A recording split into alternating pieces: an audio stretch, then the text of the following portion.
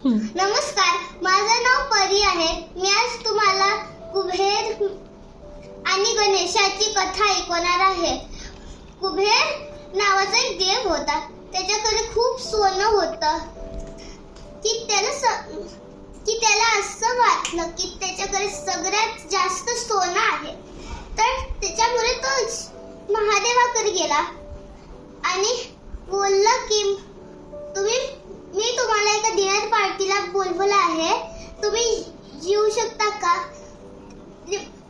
महादेव आणि पार्वतीला माहिती होतं याला फक्त त्याचं सोनं दाखवायचं आहे. तर त्यांनी बोललं नाही, गणेशाला घेऊन जा. मग कुबेरनी गणेशाला घेऊन गेला त्याच्या घरी आणि मग गणेशाला खायला दिलं.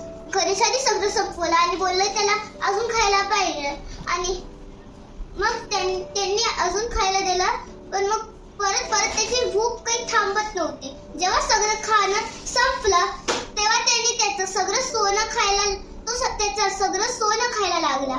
आणि मग जेव्हा सोनं संपलं तेव्हा तो त्याचं फर्निचर खायला लागला.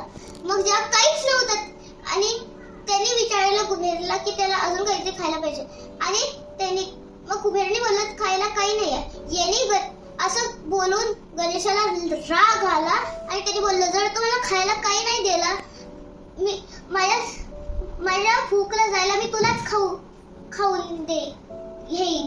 आणि मग कुबेर घाबरले आणि महादेवकडे गेले आणि बोललं मला माझी चूक कळाली आहे, तुम्ही गणेशाची भूक थांबवू शकता का?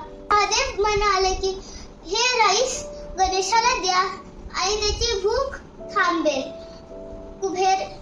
कुबेरने ते गणपती बाप्पाला दिलं आणि जेव्हा त्यांनी ते राईस खाल्लं त्यांची भूक संपली. मग कुबेरला कळालं की असं संपत्तीचं प्रदर्शन करायला योग्य नाही आहे.